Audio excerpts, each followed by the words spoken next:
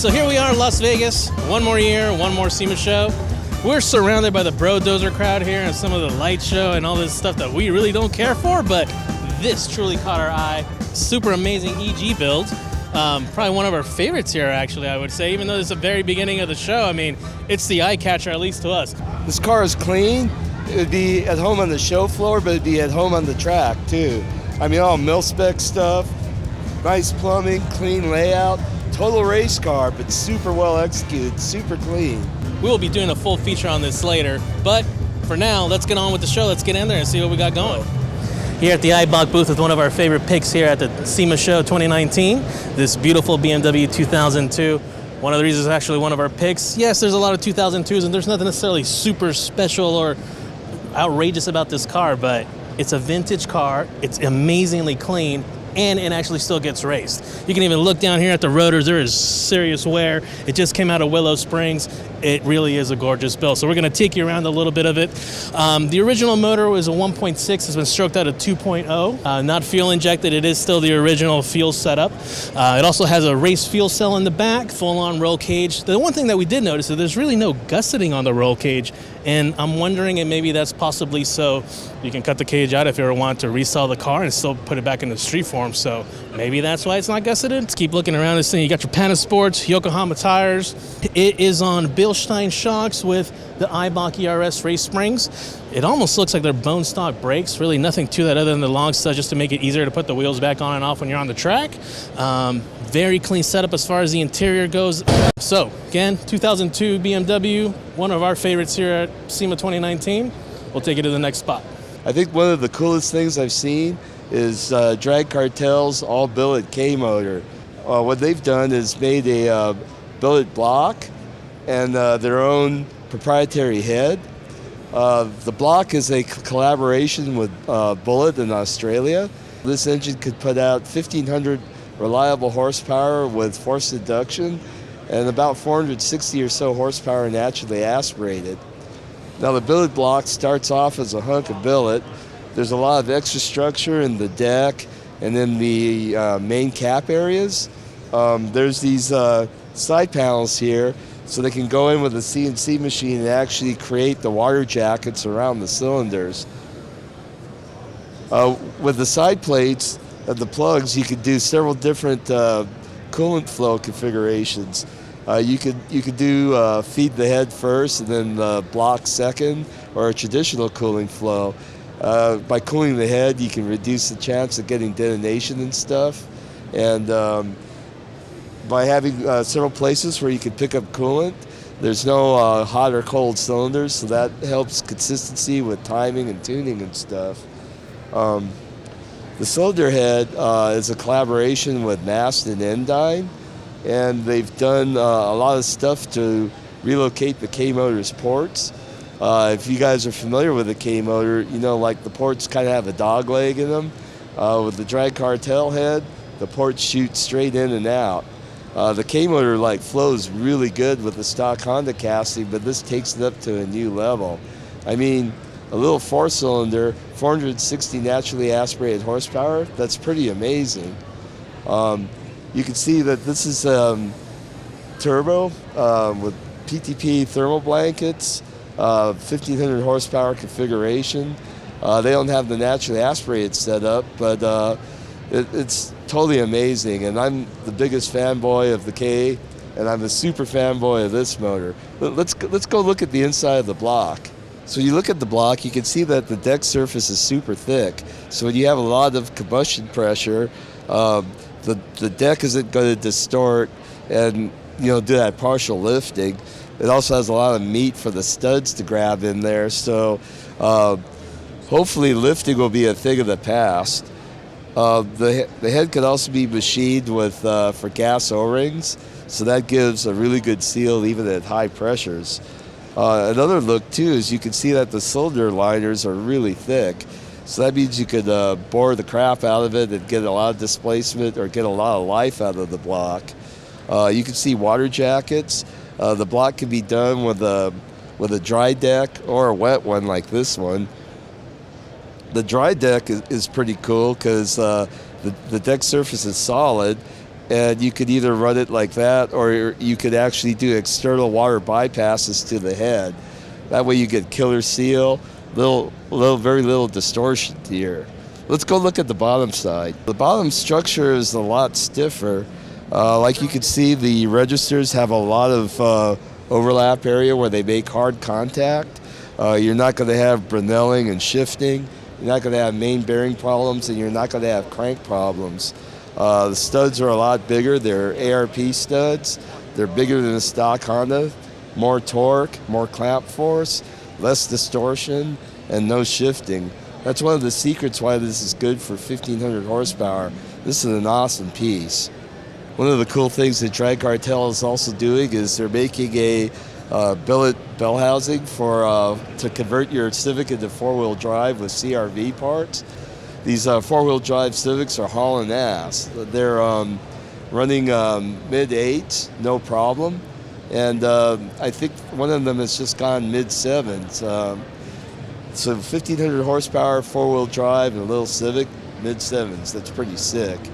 Hi, I'm Devin from Divine Force Racing. I'm here with MotoIQ at the ACT booth. We're here with the 6XD Sequential Gearbox, and we're here to tell you why it's one of the coolest things at SEMA. Do you want to tell me about some of the awesome things that you've implemented in this? So basically what we did is wanted to design a gearbox that was the end-all for all sequentials and dog boxes out there. Right. We have a 6-speed, 5-speed, and 4-speed version. Perfect.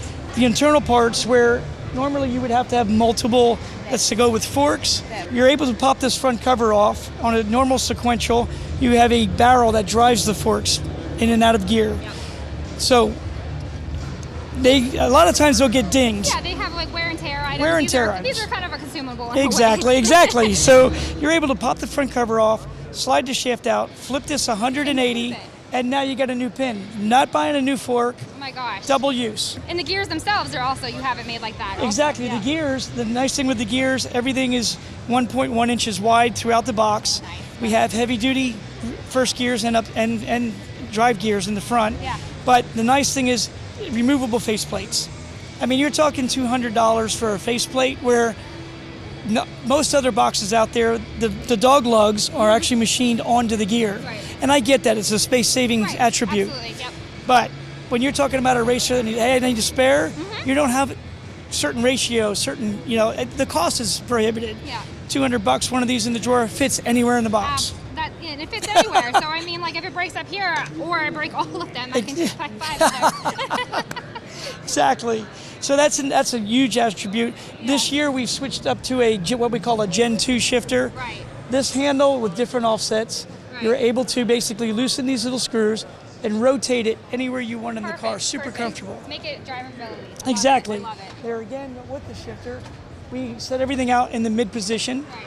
It is available to go from faster or slower, depending on the driver, what he needs. And so what if I want paddle shifters? We do have a paddle shifter package, actually.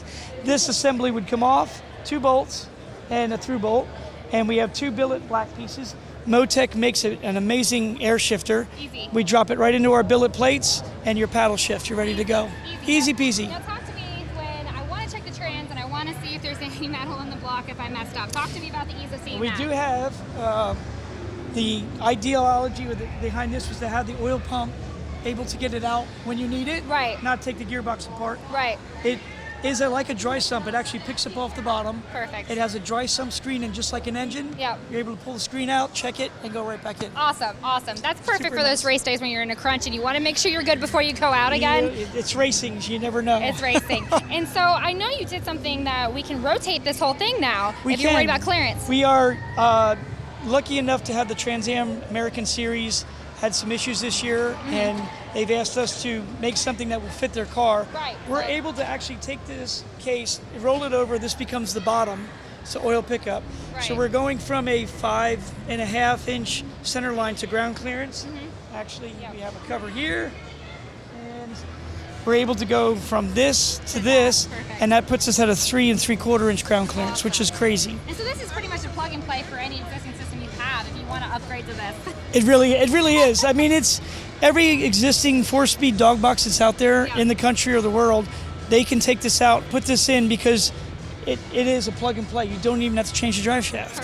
Perfect. This is amazing. Yeah. It's become quite the little project that's, like I said, we went from drawings on paper to an actual product in 11 months where we debuted it last year. Right. You know, I think this is a great thing for like actual real racers out there when we're trying to actually build something really quickly, make sure it's up to spec, and we want to check it. Or, you know, racing things happen. So when we have failures, it's nice to be able to have simple spare parts and be able to fit anywhere in here. And then another time saver and actually money saver. Yeah, money if saver. you're racing from track to track, you have a specific ratio stack that you like. Right. Your splits, everything's great. You don't want anybody messing with it. Yeah. But you get invited or you decide to go to a long track somewhere. You can go from short track to long track. Perfect. With the change of, it's basically like a quick change with the gears up front. Right.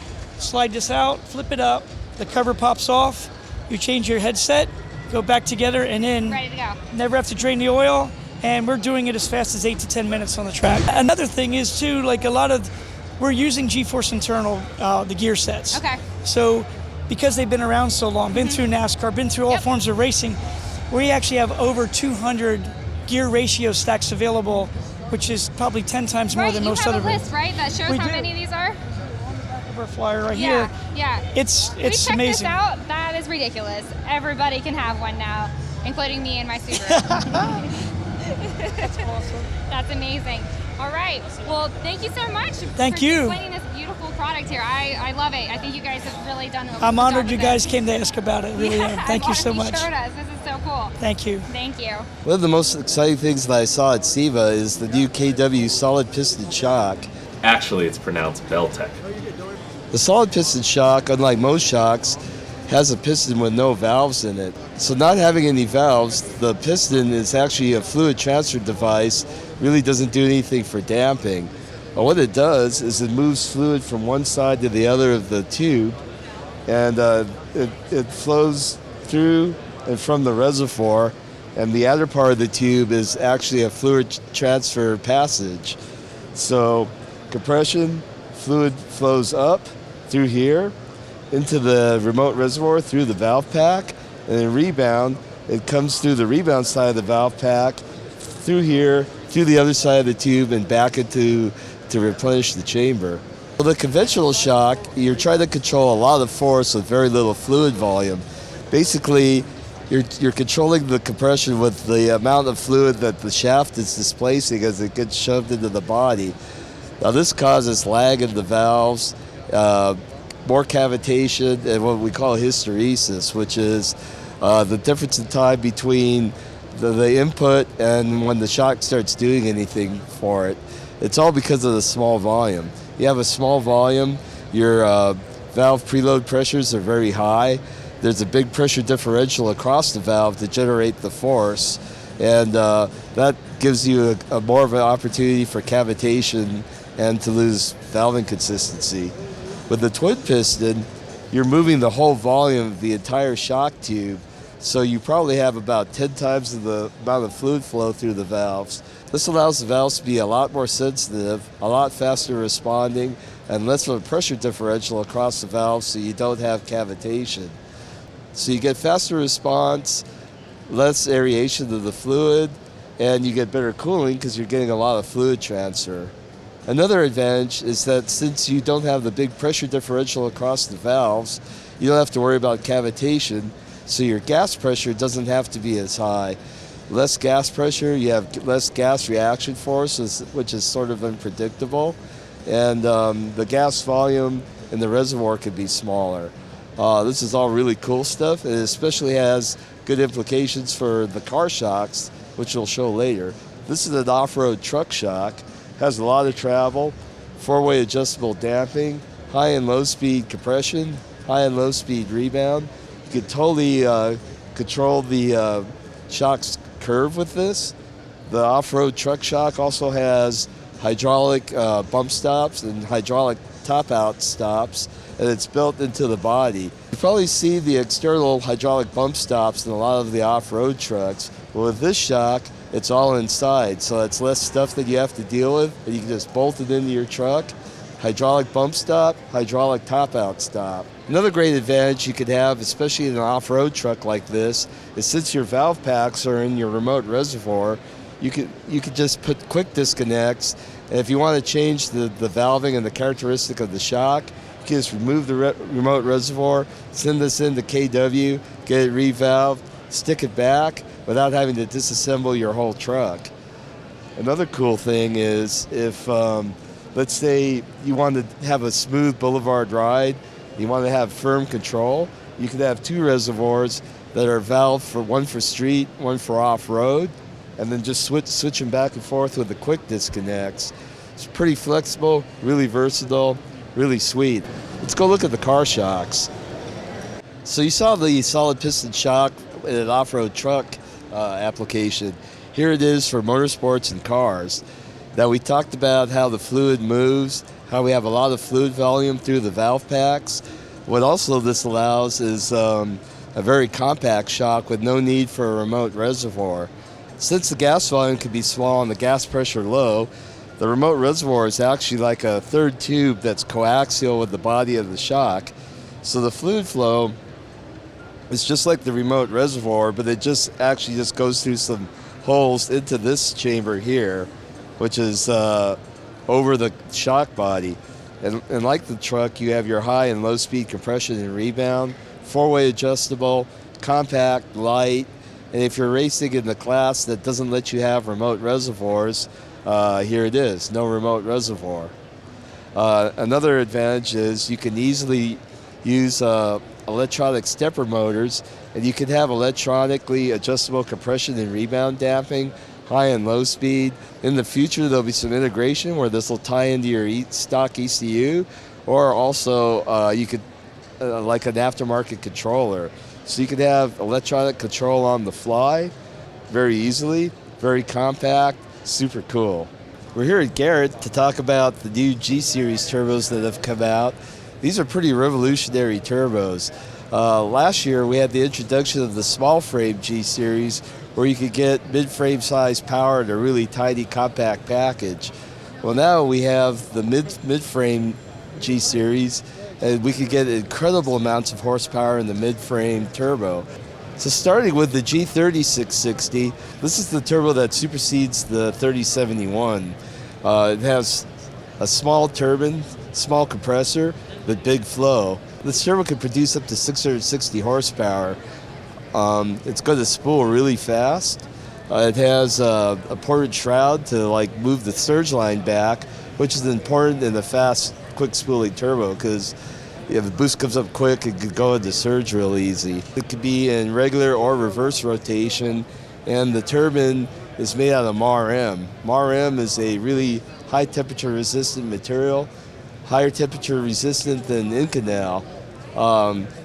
So here you have a smallish medium frame turbo that can perform like the bigger medium frame turbos before. Next up is the Garrett G3770. This turbo can make 770 horsepower in the frame size that was previously the GT30. 770 horsepower is a lot for this small frame turbo.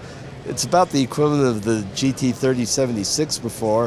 It makes more power than the GT35. Like the other turbo, it has a MAR-M turbine wheel, super temperature resistant, and a ported shroud. Great thing to have for a quick responsive fast pulling turbo. Next up is the Garrett G35. Now this turbo is taking the place of the GT35. It has some of the cool features of the other ones. Ported shroud, state-of-the-art aero, low inertia, quick spooling, MAR-M turbine. What I didn't talk about before was the investment cast stainless exhaust housing, high temperature, way more than the old ductile iron. A modular center section where you could have a lot of flexibility where you have the water. You can have your water ports on the same side. You could have it cross flow. You could have it high and low by taking out the plugs. That gives you a lot of installation flexibility. You could have MPT or AN fittings. It's really sweet. You also have a port for a speed sensor and another port for a pressure sensor.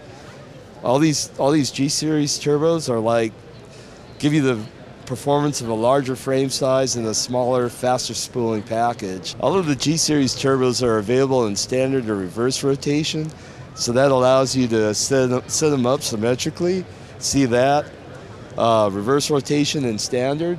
And if you have a car like maybe with a 4G63, like an old Evo, you can run reverse rotation, have a nice clean setup for on your manifold, not have to have the exhaust housing and your header all geeked around at weird angles. Gives you a tremendous amount of flexibility, and if you're building a show car, it can look like really symmetrical and cool.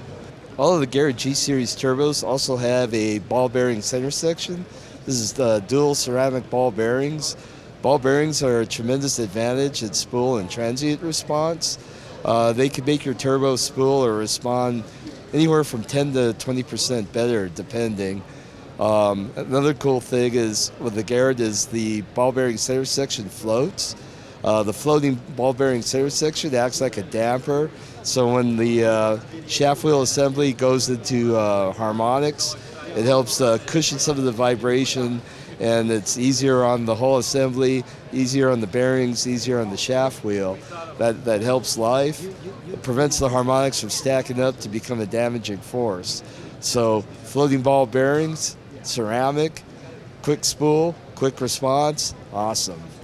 The Optima booth with another one of our picks for SEMA 2019. It's this beautiful E36 from Bimmer World. It is a purpose-built race car. Currently, its plans are to go to Pikes Peak and compete there in the coming year.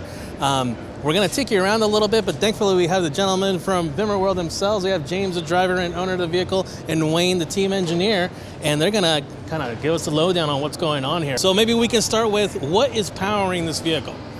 So the engine is a P63, which is the motorsport version of an S63, which is the twin-turbo V8 BMW found in like M5, M6 from the late 2010s, current model almost. What made you decide to use this power plant specifically?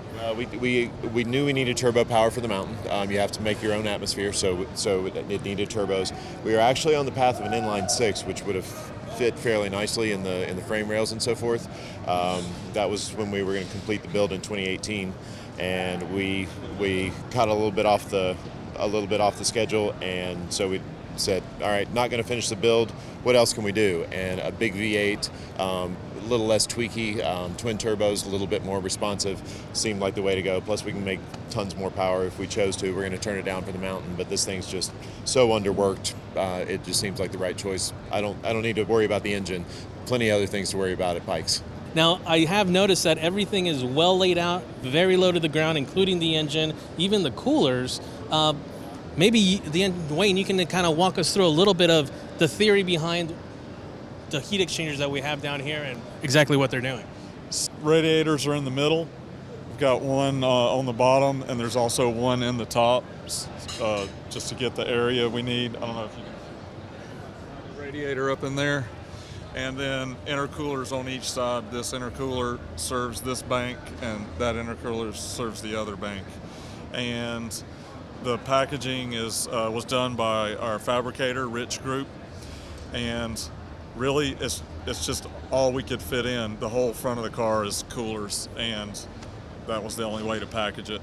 Oh, so this entire square here is the intercooler? That's one intercooler for 4 cylinders, and then another one same size for the other 4 cylinders. Yep, all intercooler behind the headlights. Now, maybe can you drop a little knowledge on me as to the dual radiator setup that we got going here? So, in order to cool the engine, you need a certain amount of square inches of radiator, and there's a lot of different ways to lay it out.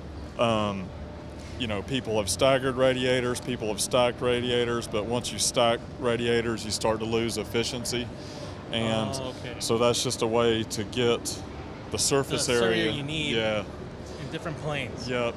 And you could do it with one radiator, but then if you do one, then you're extending back into where the engine is, and you just can't fit it. Okay.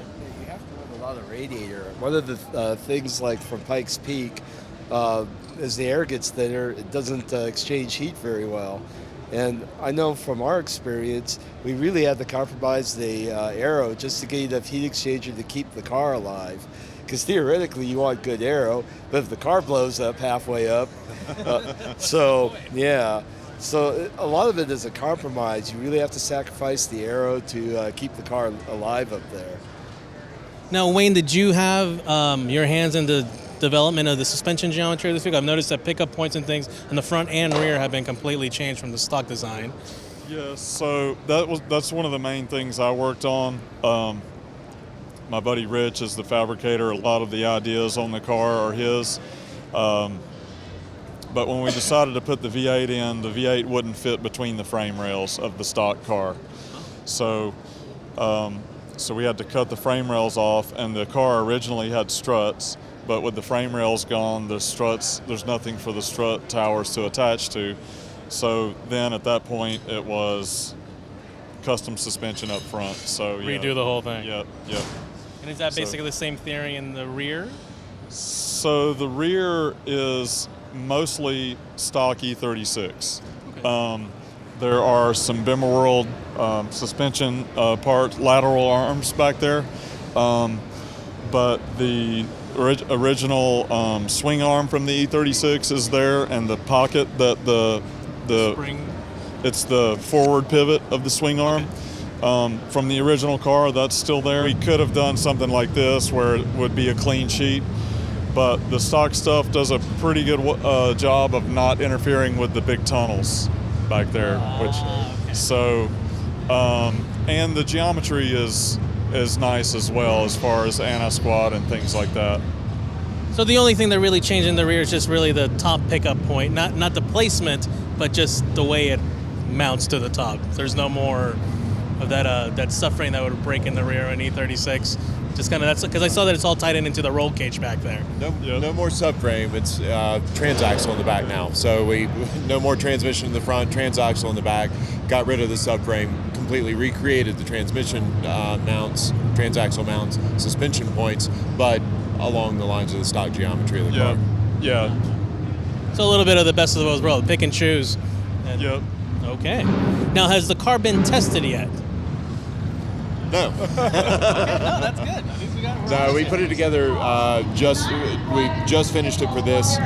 We still have a little bit of work to go. We've run off the engine on the dyno. A lot of the components on the car are proven. It's just a matter of putting it in the package and running it. We're going to keep it nice for the shows. Then we're going to hit the track after PRI.